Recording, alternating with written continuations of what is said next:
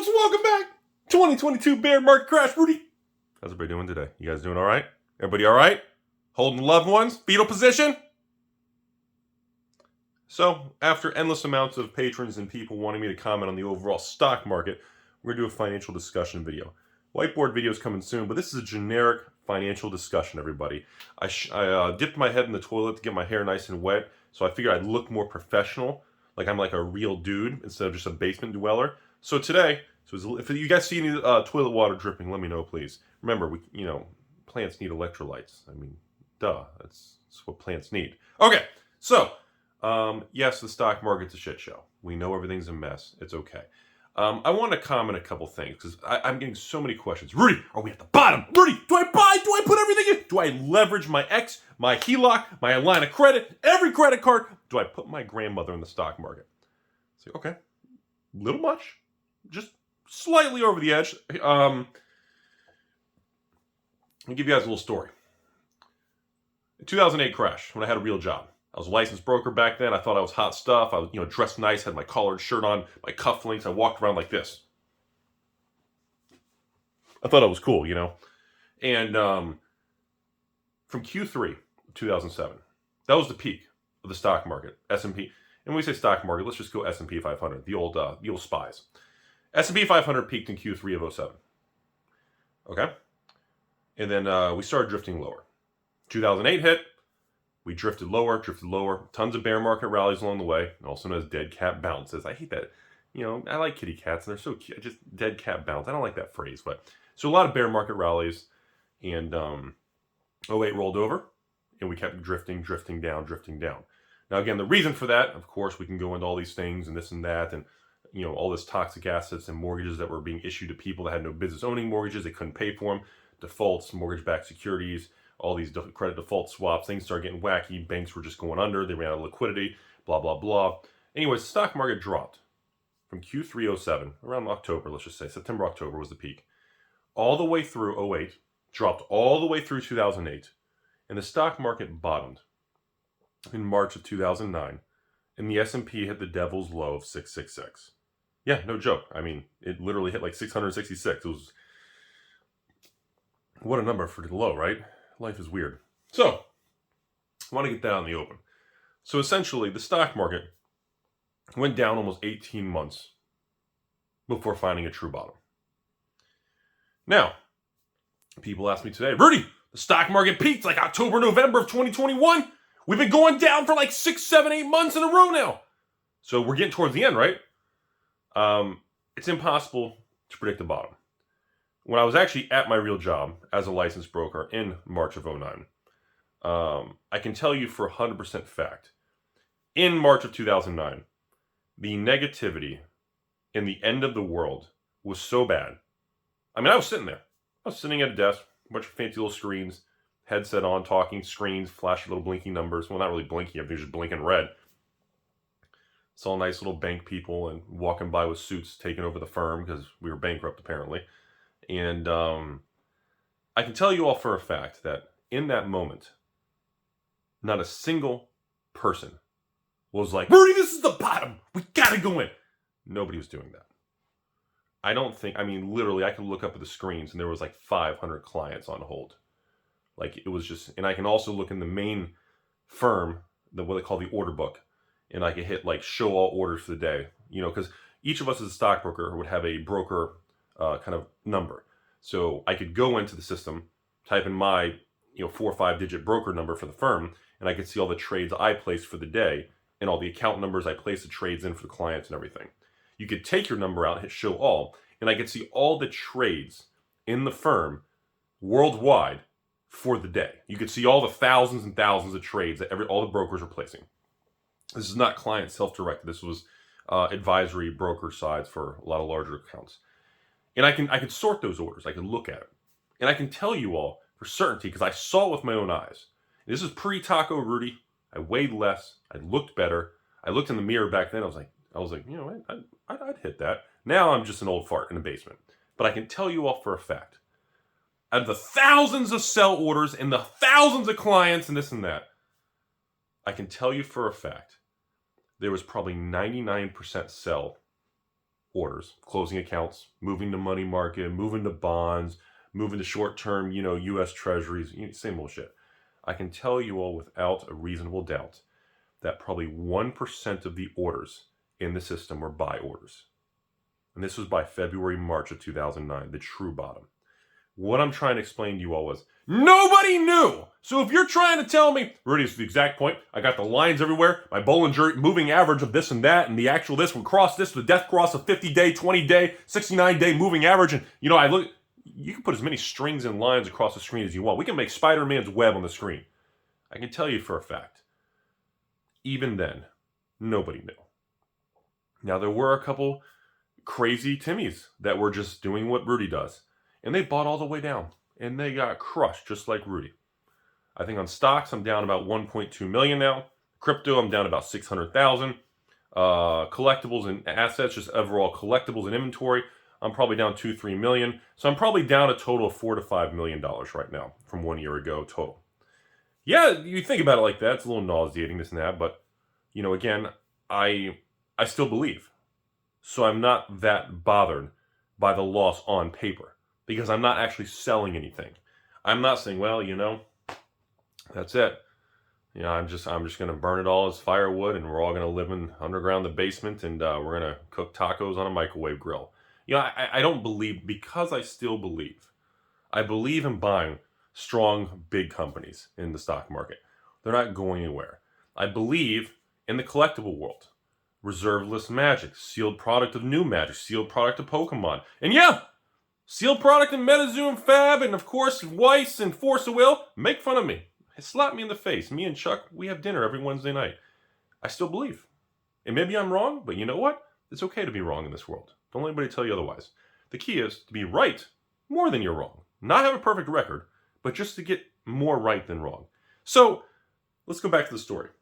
So, in that time period of 18 months, from the peak to the trough, from the big old luscious mountains of the peak, wait, what are we talking about? Giggity. All the way to the depths of hell at the bottom of 666 Devil's Low of S&P. Everybody was calling bottoms all the way. And this was truly a systematic risk during this time. The system had truly catastrophic, spreading, doomsday economic risk. There was actual systematic risk because firms, Lehman, Bear, Wachovia, WAMU, Washington Mutual, banks and firms were truly going under because the amount of toxic assets on their books were getting nuked to zero, therefore absorbing all their liquidity and making them literally insolvent. Okay? I'm not going to get into the bailouts, not getting into political shit. I don't care about all that stuff. That's Fugazi. I'm just telling you, this is what happened. I don't like a lot of it, but I'm telling you what happened.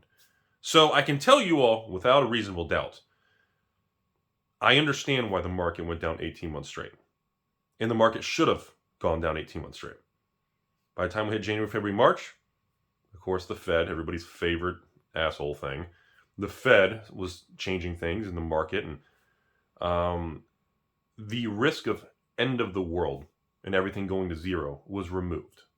By February, March of 2009, the one key variable that changed was the risk of the entire system collapsing and the banking system going to zero was taken off the table. Okay? Now, I can also tell you all for a fact, this concept of trying to get the exact bottom is stupid. It's dumb. It's a Timmy's game. It's a loser's game, and it doesn't matter. And let me explain to you what that means. Even if you had bought the dip when it started to drop from the high in 2007, let's say you bought December 07, 2 months or 3 months in to the 18-month drop. Nowhere near the bottom. Let's say you bought there. And let's say you were Timmy and put all in at that point. Instead of doing what I always recommend, don't be a hero. Don't be a hero. Remember, the first person to always die in a horror movie is the hot chick with the big boobs. For some reason, she just gets killed in every horror movie. I don't know what the deal is. Don't be a hero. After that, it's always some muscular dude. Whether he's black or white, it's always like a muscular, the jock guy, the roar, and then he just gets killed by the bad guy. Don't be a hero. Think, be calm, and use logic. Never go all in and be the hero. Don't do it. Don't run in there thinking you're cool. Don't Leroy Jenkins this shit, okay? Don't run in. Go slow. Say, okay, I've got, let's say you have 100,000 or 5,000, 10,000, a million, whatever you have. Divide it up and plan for 18 months. Because if 08 can last 18 months, now again, I don't believe this is anywhere near as bad as 08. We don't have systematic risk. There is not a risk to the system going down. Okay? Bank of America isn't taking a bailout right now. Chase and all the bank guys are not sitting down with the federal government discussing bailout programs and how to buy each other to keep the system afloat. This is not happening. This is not systematic risk. The world is not fucking ending. Okay? There are not big brokerage firms. Goldman Sachs isn't going out of business. Morgan Stanley, who, all these guys already bought each other after 08, but, excuse me. But again, firms are not going out of business. Yeah, fintech firms and this and that and all this stuff will have the biggest hits and everything. And yeah, I own some shares and all kinds of, a few little, like, 5% of my account. It's a little bit. But the point is, these companies and what's going on, everything's being repriced for an inflationary market. The inflation thing is not going to last forever. Interest rates, I don't believe, are going to some 20, 30% like the 80s. Well, I guess the 80s were like 10, 15%. The problem today is not the same problem as 08. I do not believe we're going to have 18 months before we hit a bottom, because this is not 2008. Okay? This is the point of this video. And now we're going to go over this. If you had bought anywhere in 08, again, like we were talking about, let's say you bought month 3, December of 07. Let's finish that story. Okay? And then you say, oh my God, I bought too soon. And then you put all your money in December of 07, and you wrote it all the way down. All 08, January, February, March of 09. You wrote it all the way into the dirt. That's like being forced to watch your ex date a really hot guy. And you're just sitting there, it's like, oh God, it's nauseating, right? Right? The thing is, if you had just stayed the course and taken the best advice of all, which is do nothing, if you had just sat there and done nothing, you would have made a fortune. You could have bought like I said, you could have bought the dip when the stock market in 07, 08 was only down 10% instead of 40%. Even if you bought a 10% down from the correction, or the crash, not correction, and the market dropped an additional 30, if you had bought anywhere during that 18-month period, you would have cleaned up. And if you had bought a little bit every month until the market turned, you probably are not even watching this video because you're on a yacht with 48 chicks, 69 dudes, and 45 margaritas, and they're all stacked in a pyramid, right? Illuminati? I don't know. Jeff Bezos? I'm just saying that's what people are not, they're not seeing, they're not understanding it, because I don't feel a lot of and again, no disrespect, but a lot of the younger generation, the free stock trading, Robinhood, all this new meme generation, did not go through 08. I sat in the middle of it, just got punched in the face and felt like shit every day. Most people didn't go through it. And let me tell you something. From someone who sat there, it was just punched every 10 minutes. I went to the break room, used the microwave just to make a bag of popcorn. The microwave punched me in the face. That's what 08 felt like. I'd go out to my car and I'm like, you know what? I'm going to go Chick-fil-A. Chick-fil-A was like, sir, I'm not even giving you waffle fries because you don't deserve it. That's what it felt like in 08. It was bad. I'm not going to sugarcoat it. So if that can go 18 months of declines, and anybody who bought anywhere, even at the top or the bottom, sure, if you bought the bottom, your returns would have been amplified, but even if you bought at the top, when the S&P was 12, 13, 14, 1500, even if you bought the top when the Dow was 12, 13, I think the Dow's peak at 07 was like 14,000. I don't know what the NASDAQ was, probably a couple thousand. It doesn't matter. Because if you've taken the best advice at all, which is literally just hold the shares and do nothing at all. The best thing you can do in times of fear, uncertainty, doubt is nothing at all. Keep doing what you're doing. And yeah, the emotional and that fear in the back of your mind because you're seeing the panic can be concerning. But I'm telling you all, if 08 can drop 18 months in a row, and every single person who bought any form of ETF, mutual fund, in any of those indexes during those 18 months did really well. Sure, if you had put it all in right at the bottom, which probably less than 1/1000th of 1% did, you would have made out stupid money because you would have amplified your gains. But don't be a greed monster. We don't need greed monsters. He's up there making fun of us every day. All you got to do is do a little bit at a time. Because you could have literally started doing that in, December 07, add more every week. 4 times a month, every month, through all of 07, all of 08, and all of 09. And then as 09 hit, March, and then all of a sudden April, whoa, the market went up a lot. Dead cat bounce, bear market rally. Oh well, you add a little bit, and all of a sudden, after March lows of 09, April went up, and you're like, whoa. May went up, and you go, whoa, 2 months in a row. June goes up, whoa. July is flat. August goes up again. And at this point, and remember this too. In 09, when the market bottomed in 09, in March of 09, by the time April, May, June rolled around, the market started roaring back during these multiple months. And every single person on CNBC, on professional brokers and financial analysts with fancy boats, all that stupid shit, every one of these people said it was a bear market rally, dead cat bounce, all these people are going to get clobbered, we're going to go back down, everything's going to shit, everything's going to zero. Every single month, everybody said that. And you know what happened? They were all wrong. They were all wrong because the market had a bottom in and the market just kept going back up. And that's what actually happened. I worked through it. It was a living nightmare, and that's what truly happened. So now we look at 2022.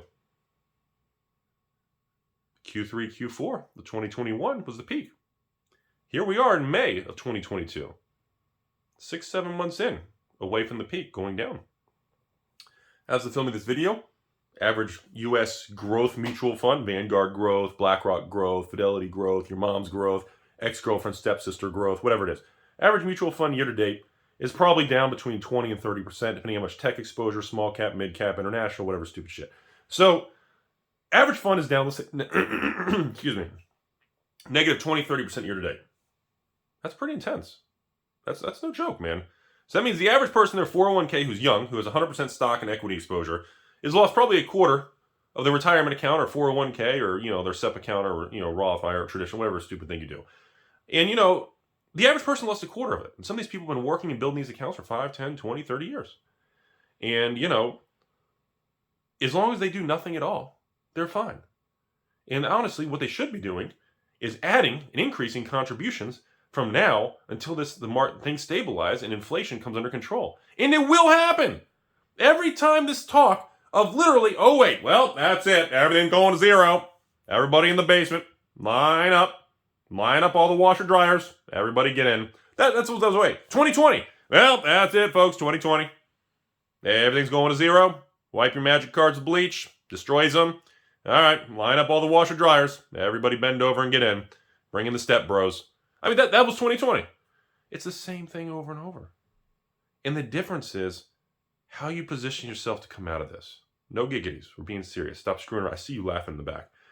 And that's the thing, is that the only difference in all of these intricate scenarios is how you handle it mentally and how you position yourself.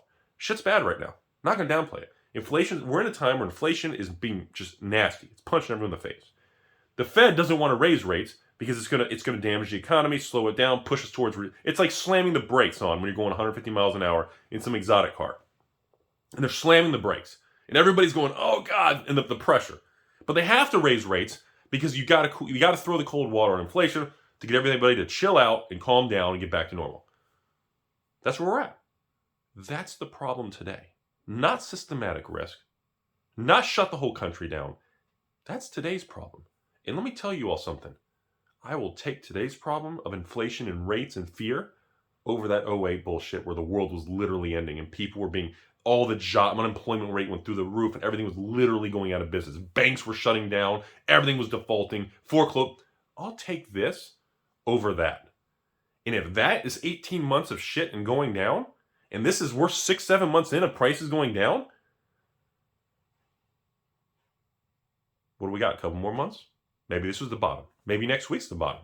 But I can tell you this, I'd be buying pretty constantly all the way through and do that 18-month game plan. So that's my speech, folks.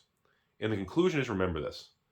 Anyone who bought anywhere on the downtrend in previous crashes Sure, in the short term, you're going to get punched in the face. You need to accept when you click the buy button and you're buying stock, and what's the biggest tech company? Google, Amazon, Apple, the FANG thing, whatever these things. I mean, I don't know, Metaverse and Netflix, whatever it is. It doesn't matter what you buy. Anything you just, and honestly, for most people, don't buy individual stocks. Just buy a basket or an index. Seriously, don't try to be Mr. King stock broke picker and don't do all that. But seriously, any of these things, these guys aren't going out of business. Whether you like them, you hate them, whatever you feel about them, they're doing stupid political stuff and trying to be roar and white knight and this and that, and they're trying to be religious and political. Who cares? The companies aren't going anywhere. Separate your feelings on the business. I don't agree with a lot of things companies do. I don't agree with what you all do. I don't agree with what I do. Who cares? This is a business. It's financial. Financials don't care about emotions and feelings. This is strictly numbers. The market gives no fucks about it. So remember that no matter where you buy, if you just wait, you'll be fine. But understand, when you click that buy button, whether it's a collectible, a crypto, a stock, a house, anything, the odds are, once you click that button, you're literally going to go to your front door, open the door, and Chuck Norris is going to punch you in the face every day, and you're going to lose money every day. And the next day, when it goes lower, you need to say, thank you very much, here's more of my money, and get punched again. Once you can accept that and swallow that pill, no giggity, I see you out there. Once you can swallow it, no giggity again, and you can move forward, and you need to believe. You cannot lose faith, and I'm not a religious dude and everything, but you cannot lose the faith in the market. You cannot lose the faith in the future of mankind. And that's where I feel we're at. Because people are acting like this is it. And yeah, there's problems out there. Not going to BS it. But I'm telling you all, from someone who's been through the valley of the shadow of cardboard and the depths of the bottom of the S&P at 666, this isn't nearly as bad as the previous. And remember that. And the previous was worse. And everybody who bought during the previous, all they had to do was nothing at all after they bought. Just sit and wait. And it worked out just fine. And remember that. Don't let the emotions, and yeah, you're going to see it. And it could get a lot worse. But it's okay. It's okay. Still going to make videos. Still going to look the same. Still going to shove my head in toilet water. Have a great day, everybody. Beautiful world out there.